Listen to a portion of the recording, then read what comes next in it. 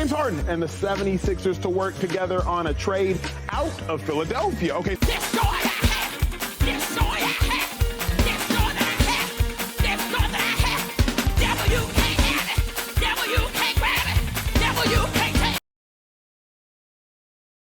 In the words of Atlanta's most famous philanderer not named Future, it's gonna be the hardest thing I think I ever had to do. No, not because of some secret love child that I was distracted into accepting as legitimate, but because in order to do this video justice, I had to take a long, hard look inside of myself and confront a lot of things about my manhood, my childhood also, and my blackness, as well as the accompanying traumas, miseducations, and circumstances around those things. And yeah, it wasn't a comfortable thing to do, like, at all, I promise you. But I wanted to do this video because I know for a fact that there's a black boy out there somewhere who's trying his best to learn himself, but simply can't due to factors outside of his control.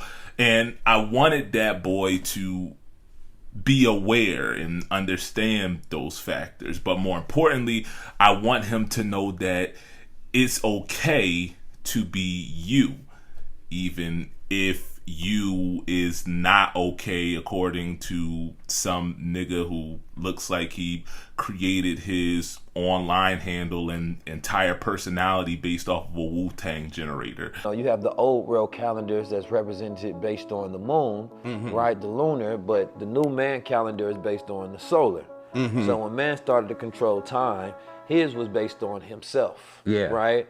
But when it was revolved around the woman, it was based on the universe. You understand me? The ramification inflicted on the incision placed within the fallopian cavities serves to be holistic, taken from the Latin word jalapeno. Now, originally, this video was going to be titled "Why It's So Hard to Love Black Men," but evidently YouTube has a bigger problem with the phrase black men than it does with platforming actual bigotry, which I mean is par for course when it comes to corporations. But here we are nonetheless. Thus me changing the title to "No One Loves Us, This Is Why." So I say that to say, if you did click on this video expecting a 45-minute diatribe against one of any number of black feminist thinkers that you probably never actually read but just learned to hate because some nigga named King Flex McMudbone told you to, I'm sorry to disappoint, bucko.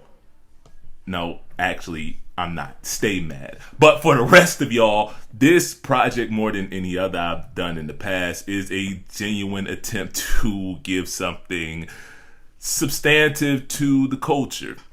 Because yeah, I'm still old school enough to believe that the culture needs strong black men, but the right kind of strong. And by right, I don't mean right according to washed up one-hit wonders turned podcast hosts or black Christian baiters using their fame and platform to preach respectability as a one-size-fit-all path to manhood despite their own questionable characters, ethics, and backgrounds. When I say right, I'm talking about creating men who are healthy in both mind and spirit. The kind of men who know it's okay to not only be vulnerable, but allow others to be vulnerable as well as express their own vulnerability to the people closest to them. The kind of men who aren't oppressed by society constantly telling them that there is only one way to be a man, while simultaneously perpetuating the very institutions that prevent black men from living up to that standard. The kind of men who are easy to love, or at least easier than this. But in order to do that, I think first we need to understand why loving black men is difficult in the first place. Now, understand when I say that loving black men is hard, I'm not saying it's intrinsically so, unless again you're this guy. Rather, it's societal factors that dictate our understanding of manhood combined with the historical oppression and exploitation of black people that make it so. So let's go ahead and just dive 10 toes down into this thing, shall we?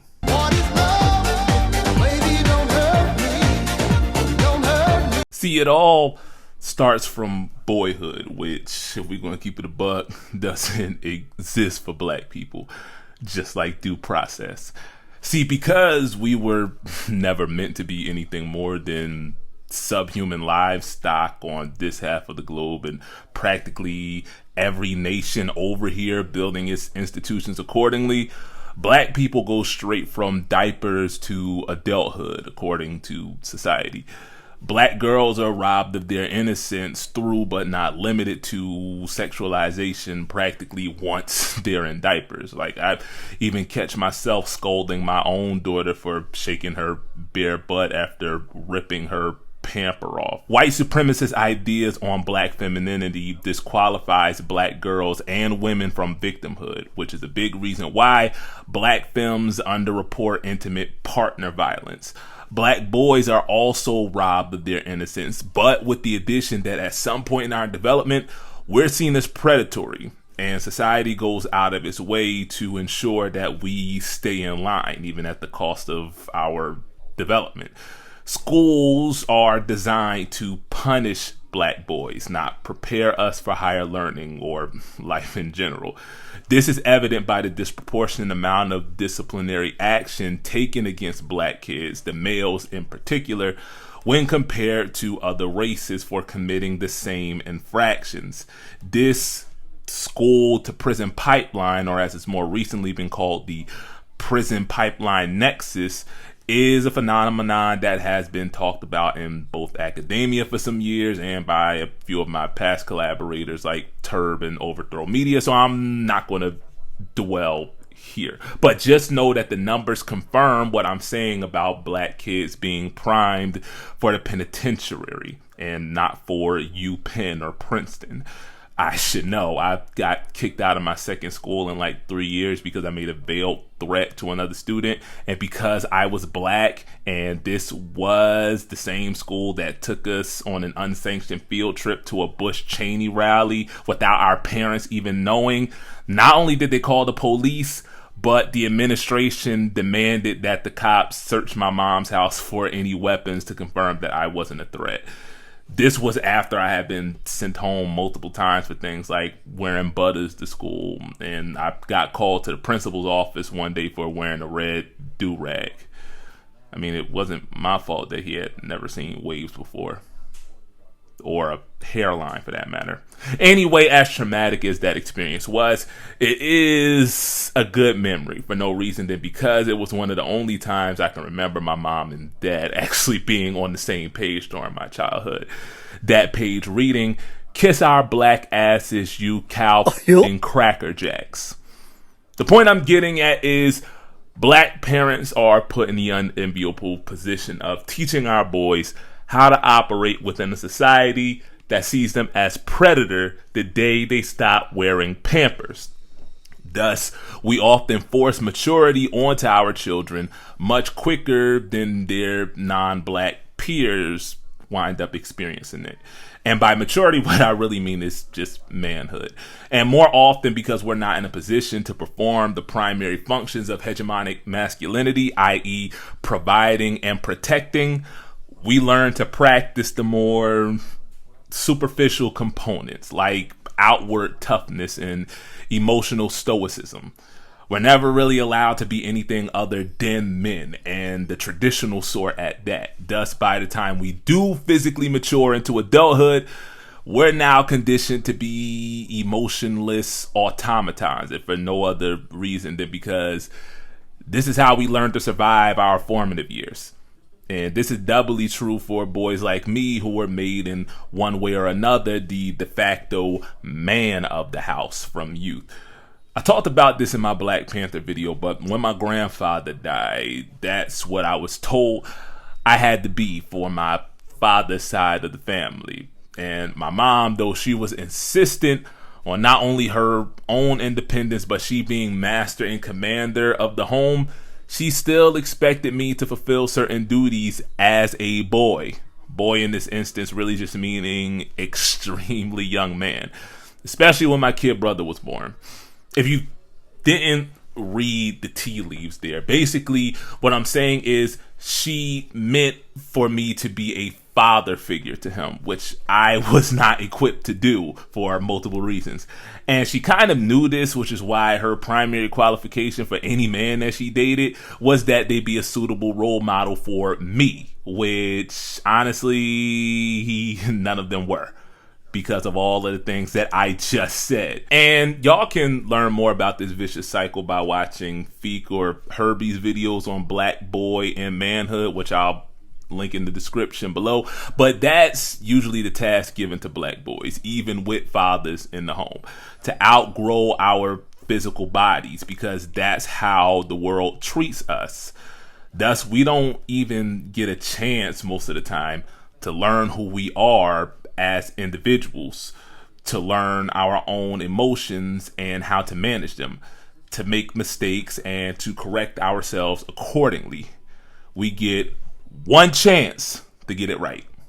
Thus, we don't have time to waste learning to be human because we're too busy trying to be men. How come you don't want me, man? I talked about this at length in my God of War video, so I'm not going to do it again, but my relationship with my dad is more strained than Shirley Ralph's rendition of the national anthem. And a big reason that is because he never really learned how to love. And a big reason that is because he never really was allowed to. So I didn't learn until much later that my dad experienced some non-abusive trauma as a teenager that it's not my business to tell, honestly. But when I did learn that, the light bulb went off in my head and I started to understand why he is the way that he is.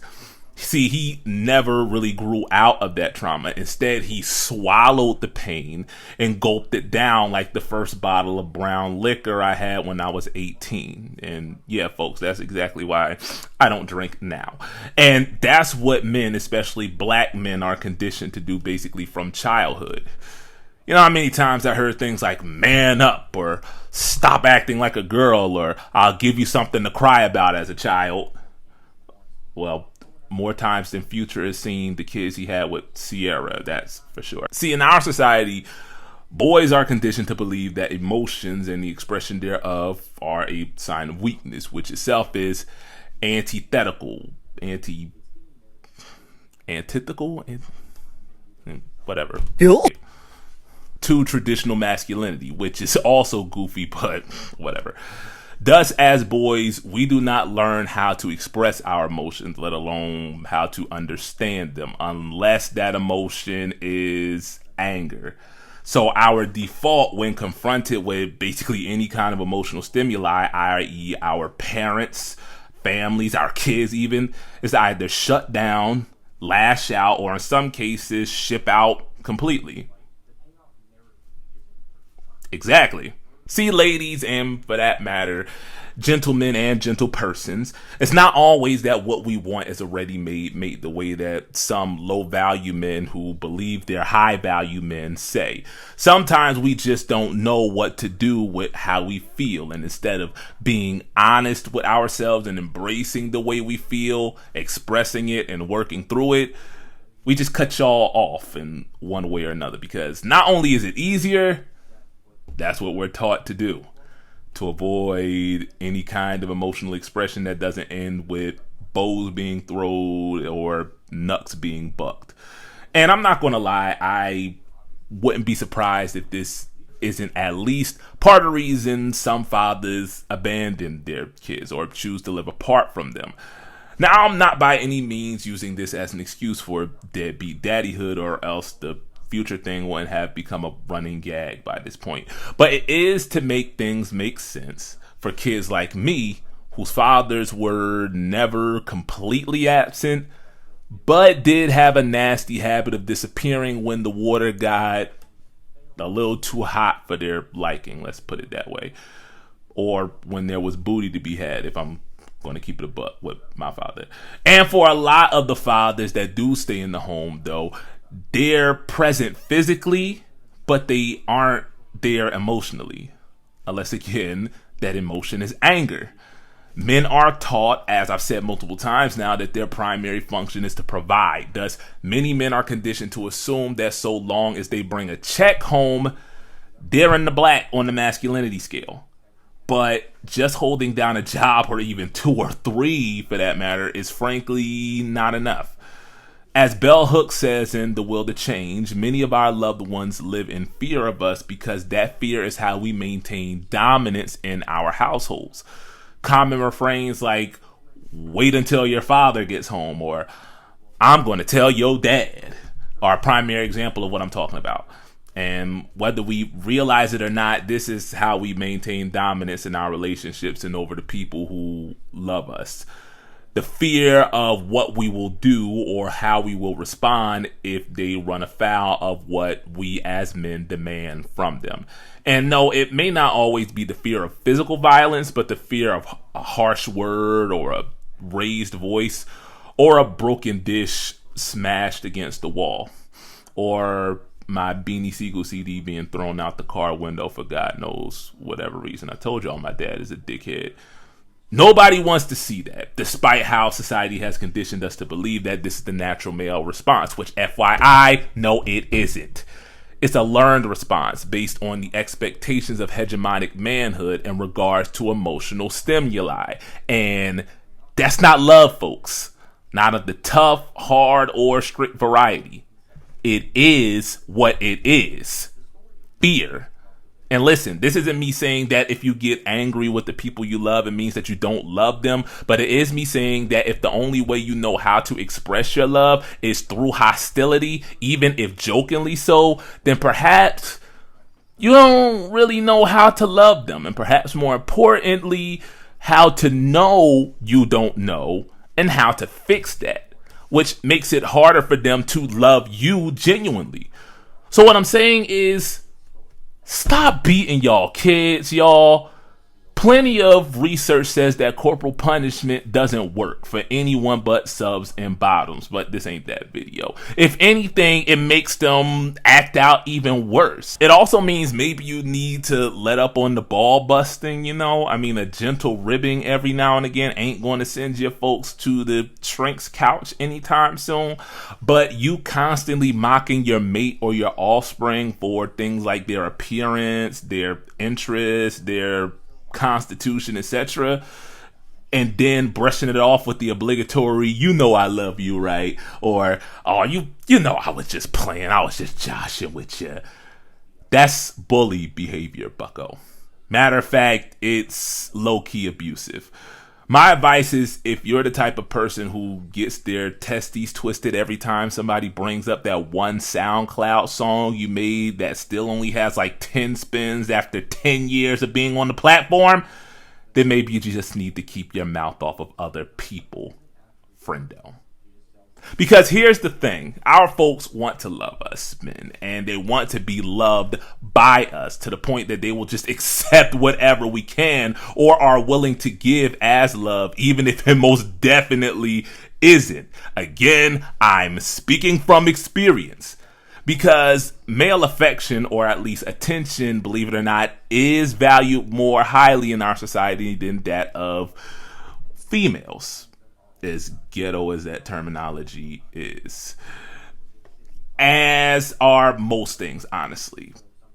I'm talking about the valuation of men over women, not ghetto-ness, but whatever. And the reason why that is because of the big P word that I'm trying really hard not to use, because I know it will scare some of y'all more than a search warrant. Why, I don't know. People in our lives, our children in particular, are conditioned to settle for whatever kind of male attention they can get and then pretend it's love, even if it most certainly isn't. Thus, many of us aren't even prepared to change the way that we love because we're not incentivized to do so. Even if it's purely platonic, there's more often than not at least one someone in our lives pining for our attention just based on the way that society values it, even if it's negative attention. There's always going to be somebody out there willing to settle for what we're willing to give because it's so highly valued. This is why living piles of dog defecate like Breezy and Trey Songz still managed to bag a king-size bedroom worth of baddies on the reg, despite literal decades of their documented dickheadry. And listen, I'm not going to cap like their conventional attractiveness is not a part of that, but it's not just that, and it's not just them that benefits from this. Like, how many times have you seen the phrase daddy issues used as an insult against women sex workers by the same niggas who keep their light bills paid and their DMs flooded, no less? How many times have you heard daddy issues used as a placeholder for desirability due to promiscuity and or sexual deviance? And because y'all know how big I am on data, I did pull some numbers and the results were actually not at all what I expected. Just like seeing Future at a high school graduation. According to a 2017 study by a combined team from the universities of Utah and Texas Christian, and if you're not familiar with TCU, just ignore the Christian part in the name. I promise you it's not like Liberty West Coast campus. It's actually a legit university.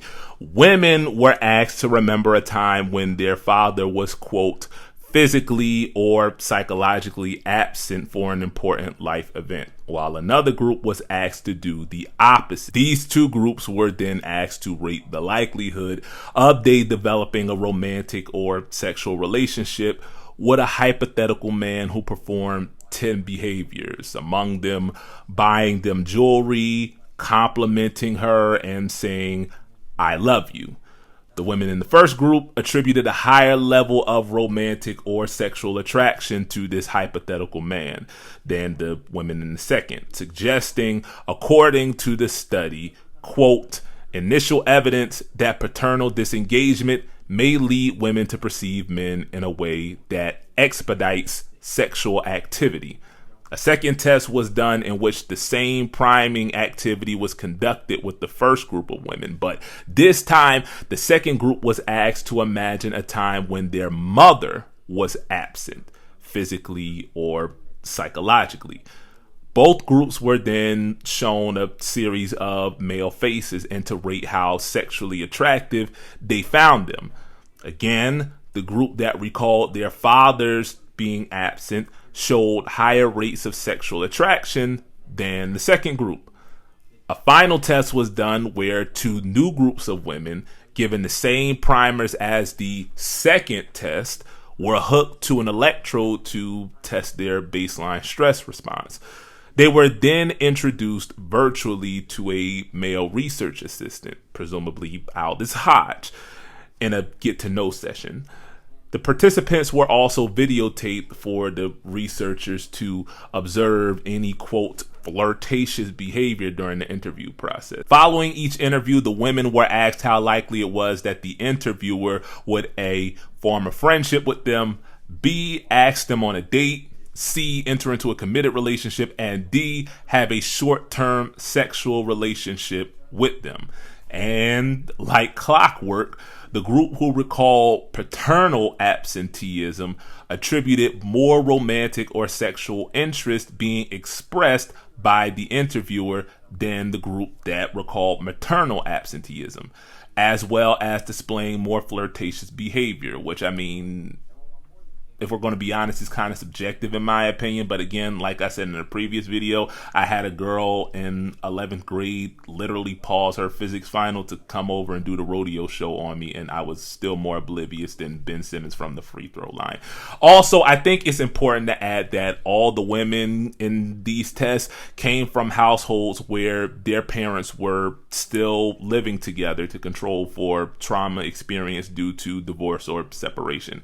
An additional separate study also conducted by U of U in 2017, man, they really was going through it that year, I guess, found an association between absentee/low quality fatherhood and a higher likelihood of, quote, risky sexual behavior, which the study defined as, quote, unprotected sex, aka the fun kind, sex in conjunction with alcohol or drug abuse, aka the really fun kind, sex with someone who injects drugs, sex with an abuser, engaging in concurrent sexual relationships with different partners, and receiving compensation for sexual activity. But perhaps most interesting about the study is that the same association, though not as strong for father-daughter relationships, was present for father-son relationships as well. And it's not just the sex and relationships thing either, folks. There's plenty of study out there that draws a direct path to things like behavioral issues, school performance, and even employment and homelessness to the quality of fatherhood one experienced as a child. What I'm saying is a father's love matters a lot more than a lot of people my age and where I come from were led to believe for one reason or another. And again, I must emphasize that when I say love, I'm not talking about fear under the guise of hashtag tough love. I'm talking about real love, the kind that Mary J. Blige was searching for and never found, apparently. So the question then is, how do we learn to love when basically everything we've been taught about and what it is wrong? Well, we could go back to Hooks for a second. See, she tells a story of how she met a man in his late 30s during one of her speaking tours or whatever, who described the fear he had of not knowing how to love his children due to he not ever really being taught how to. So when she asked him the question, how do you love them? He said, I just do the opposite of what my father did. Why can't we give love now one more chance? See, hearing that was such a revelation and a validation for me, because that's basically word for word the way that I would describe the way that I loved my kids, and even to a certain extent today. Because see, here's the weird thing about my dad. There were times when he did at least try to do and say the right things. Now, admittedly, the older I got, the more I realized a lot of his actions were self-motivated, but that's aside from the point. He did try, but he just as often did and said the wrong things when met with personal, professional, or emotional adversity, which led me as a child, and especially as an adolescent, to just dismiss all of it as disingenuous. See, it wasn't until I got older that I realized that my dad did at least believe that he loved me, or else he, again, wouldn't have invested any more money into me than what the court had mandated, when half of you dusty yuck mouth niggas don't even do that. And no, that's not me saying that that's how I know that he loved me, because there's plenty of men who fulfill those same traditionally masculine duties almost solely out of societal obligation. I mean, that's what Fences was all about, wasn't it? How come you ain't never liked me? Like you? Who the hell said I got to like you? Now, what I'm saying is my dad at least believed he performing those masculine duties was an expression of his love, and thus any other shortcomings he may have had, if he acknowledged them at all, were washed out by that. He, like a lot of black boomers and Gen Xer men, were never given the chance to allow love to make them vulnerable and thus open emotionally. That's just not manly. Many of them were even taught in one way or another that men shouldn't even desire love, but desire respect, even fear. This is why 10 years later, this scene from Breaking Bad is still one of the ones that sticks with me the most. A man provides. And he does it even when he's not appreciated or respected or even loved. He simply bears up, and he does it because he's a man. See, for those of y'all who haven't watch the show or who for whatever reason still worship these two like gods because somehow you completely miss the subtext of the entire series, Gus is manipulating Walt's masculine insecurity by reaffirming the societal statute that says a man is not worthy unless he provides, and thus a man shouldn't seek to be loved for who he is, but to be respected according to his ability to perform traditional masculinity. Because again, according to those societal norms that I've been talking about this whole time, that's the way that works. Again, fences. I go out of here every morning. I bust my butt putting up with them crackers every day because I like you. You're about the biggest fool I ever saw. It's my job. It's my responsibility. A man is supposed to take care of his family. You live in my house, fill your belly with my food, put your behind on my bed because you're my son. Not because I like you, because it's my duty to take care of you. I owe a responsibility to you. Now let's get this straight right here and now before I go along any further. I ain't got to like you. Mr. Rand don't give me my money come payday because he like me. He give it to me because he owe me. Now, I don't give you everything I got to give you. I give you your life. Me and your mama worked that out between us, and liking your black ass wasn't part of the bargain. Now, don't you go through life worrying about whether somebody like you or not. You best be making sure they're doing right by you. You understand what I'm saying? Yes, sir. Then get the hell out of my face and get on down to that A&P. Thus, it is more important for a man to be respected first and then to be loved according to the respect he's earned through his merit, because love is fleeting and respect, not as much. Walt later learns after he's dispatched of all the ops that fear is even less fleeting and thus more desirable than respect. And that fear begets respect and ergo love, or at least the appearance of it. Fear forces you to accept it as love when that's all you know how to express and all you're being given. And the fear thing goes both ways, honestly. Walt, beneath all the megalomania, is deep down a family man still. I mean, providing for his family was the thing that motivated him to get into the drug game in the first place, and the excuse he uses to stay in the game well after any good dope boy would have skipped town. In summation, Walt's ego does not allow him to accept his family's love as enough to satisfy it until he's lost it.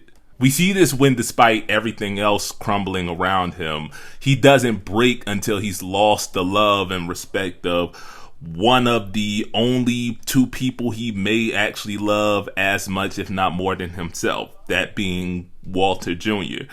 We see this when he's so desperate to the point of calling Junior at school while on the lam, begging him to take the money to accept his legacy as his own, to which Junior basically says, "Go F yourself." Why don't you just die already? Just die. Must have been breakfast time,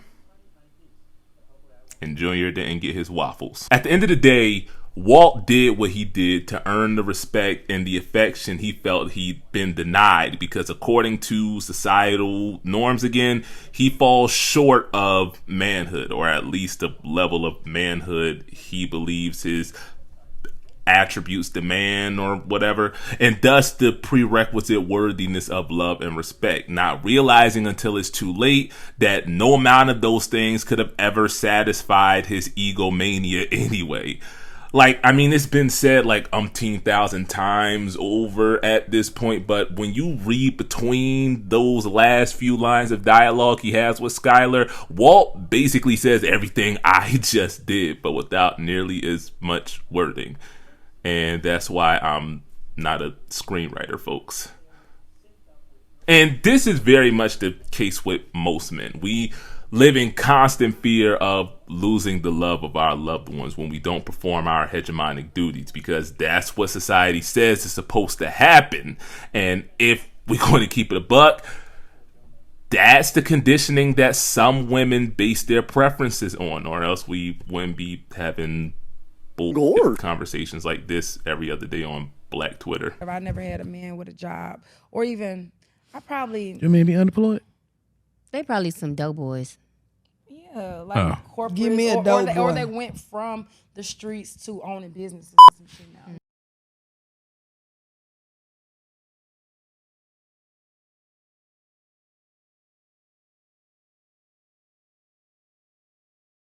But I don't shit on them though, because you know, as friends, if they got a 9 to 5, that 9 to 5 is gonna send you that 1,000 or whatever when you need it, and then they very, very reliable. So we ain't shitting on them because you know We can still use them. Use them. People like you are the reason that God doesn't talk to us anymore. So in order for men to learn to love, we first have to learn how to be loved, which starts with us understanding that we deserve to be loved regardless of and not proportionate to our ability to perform traditional masculine role. But all of that is generalized. What we really want to talk about is why is it so hard to love black men specifically?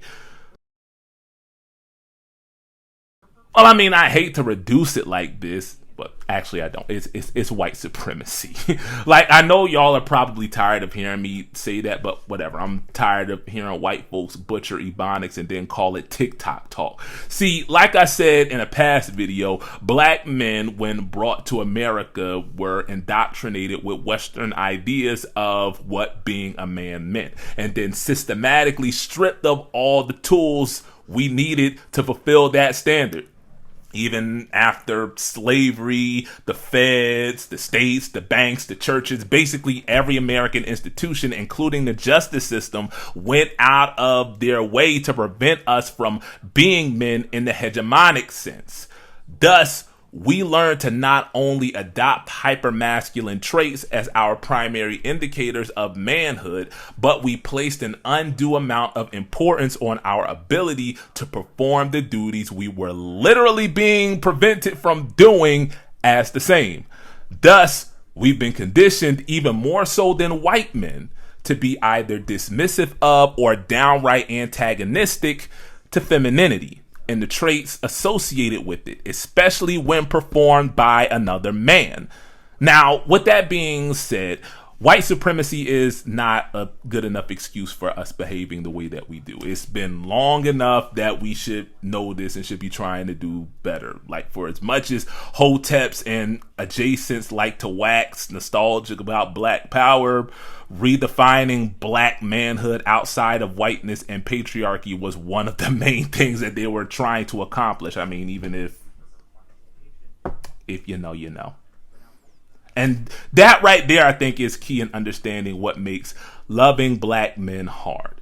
The debilitating, toxically masculine need to never be told when we're wrong, especially by a woman. One of the privileges given to men who perform traditional masculinity adequately is the right to dominate. It's this dynamic of domination that is the foundation of many of our relationships with our loved ones. That's why we feel entitled to behave toward them in the manner in which we do. Again, this is most prevalent in relationships between black fathers and their children, their boys especially.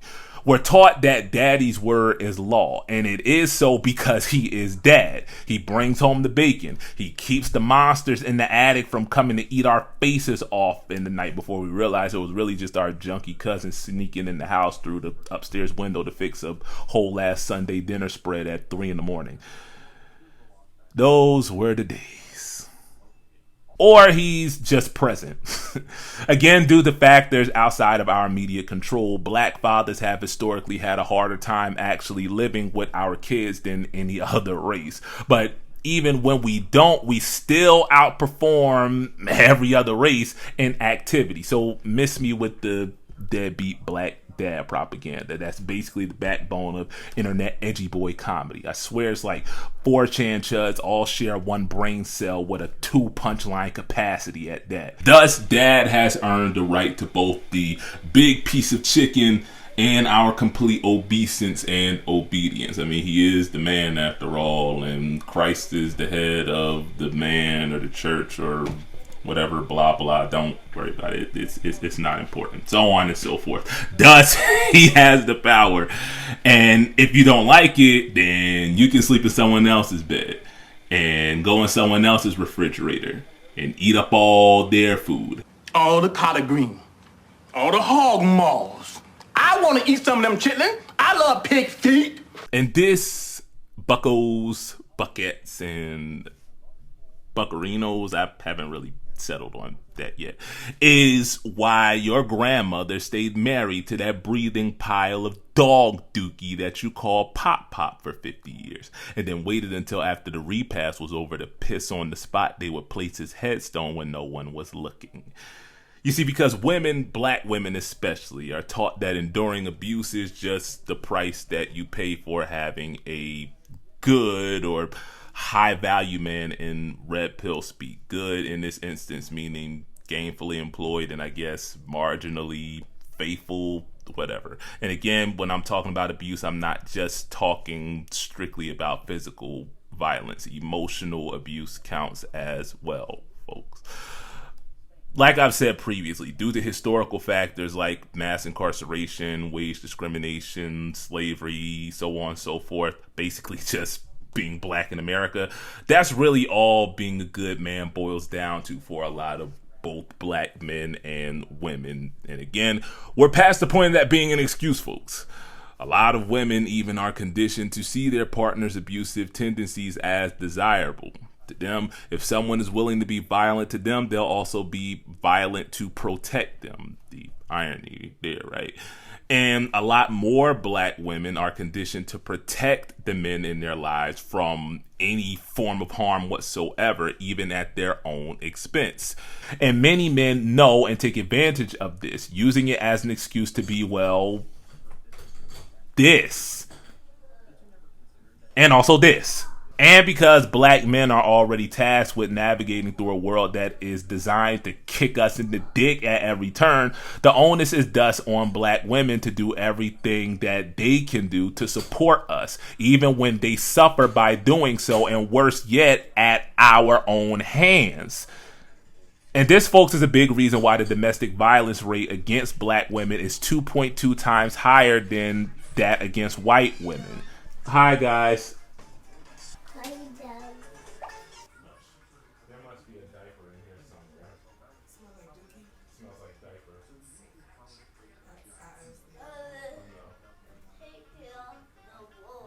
And this, folks, is a big reason why the domestic violence rate against black women is 2.2 times higher than that against whites.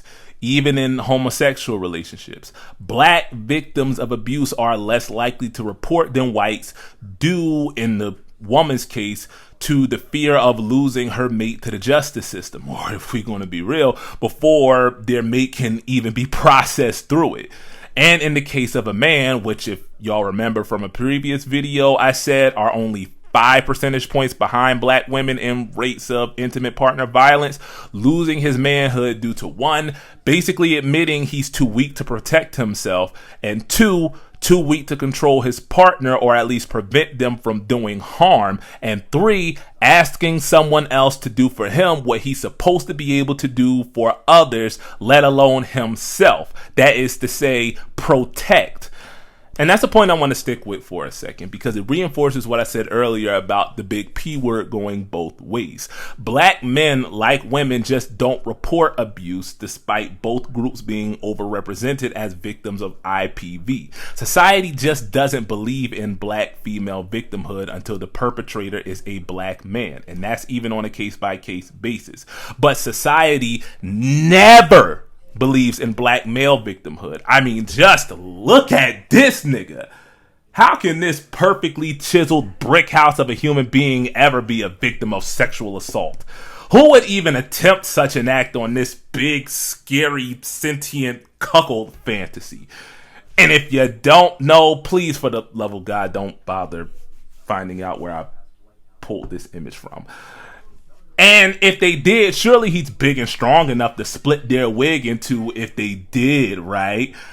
which is why the near whole of black cyberspace joined together to clown Terry for not performing the kind of stereotypical masculinity associated with both his build and his blackness. I mean, look at that Zion Williamson drama from a few weeks ago. Like, I hesitated to even mention Mariah Mills in the video I did about Jiggly TikTok girl and Home Depot baddie, but the click to effort ratio was too good to pass up, and it wound up being validated in the end. So y'all, the reason I brought her up, despite how I now feel like this was at least partially a predatory relationship between a kid who, according to reports, doesn't have the greatest set of social skills in the world, and a sex worker that he more than likely spilled like 10 gallons of his seed watching growing up, was because, like I said in that video, y'all niggas do not give a dog's dick about older women preying on younger men until you see a chance to turn it into a whatabout.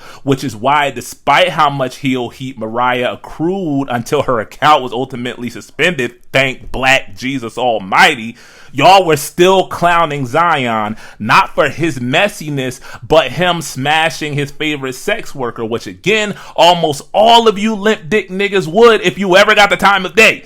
We black men are just not permitted to be vulnerable, let alone weak, which is why some women have even turned to making Killer Kung Fu Wolf bitch their whole personality and think that that's okay, even attractive. No matter how crazy your girl is, you, as a man, should be strong enough to reel her in before she gets too out of pocket. And keeping it a buck, some women do take advantage of that.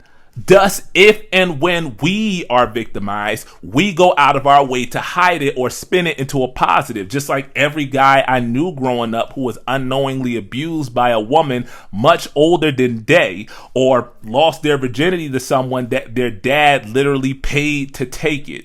And that's about as good a cliffhanger as you're ever going to see me write on this channel. Tune in next time when I say even more stuff that'll make Kevin Samuels roll over in his grave and straight back to hell.